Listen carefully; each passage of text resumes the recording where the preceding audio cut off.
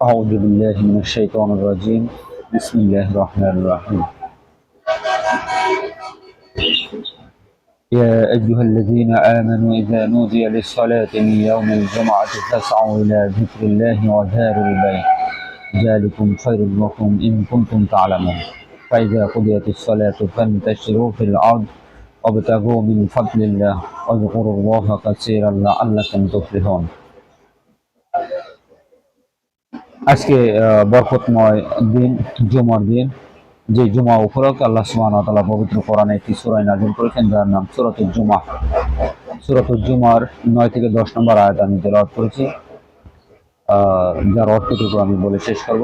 আল্লাহ সুবহানাহু ওয়া তাআলা বলেন, ইয়া আইয়ুহাল্লাযীনা আমানু ইযা নুদিয়া লিস-সালাতি মিন ইয়াউমিল জুমআহ, হে বিশ্বাসীগণ, জুমার দিনে যখন নামাজের জন্য তোমাদেরকে মসজিদের দিকে আহ্বান করা হবে, তখন তোমরা আল্লাহর স্মরণে মসজিদের দিকে ধাবিত হবে এবং তোমাদের ক্রয় বিক্রয় বন্ধ রাখিবে।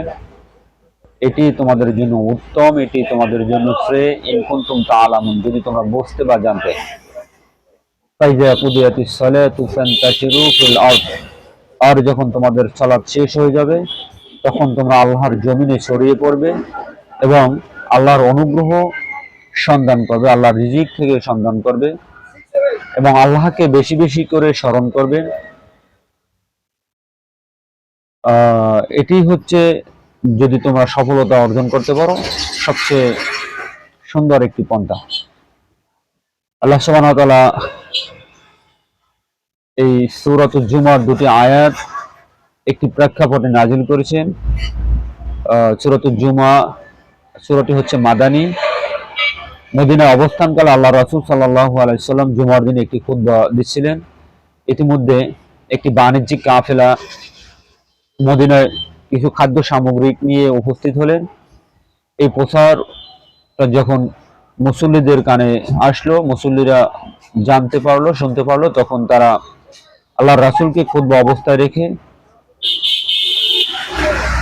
কিছু খাদ্য সামগ্রী ক্রয় করার জন্য তারা ছুটে গেলেন।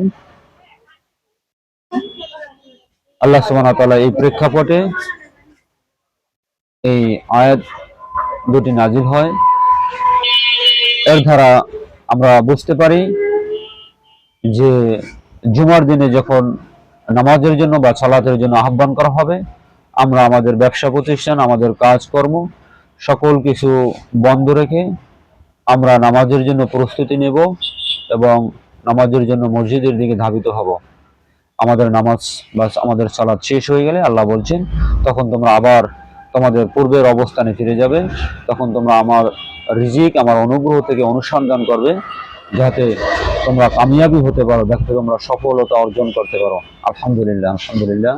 আল্লাহ সুবহানাহু ওয়া তাআলা আমাদেরকে আল্লাহ তাআলার এই বিধান, আল্লাহ তাআলার এই হুকুম মানার তৌফিক দান করুক। আমিন। আখির দাওয়ানা আলহামদুলিল্লাহি রাব্বিল আলামিন।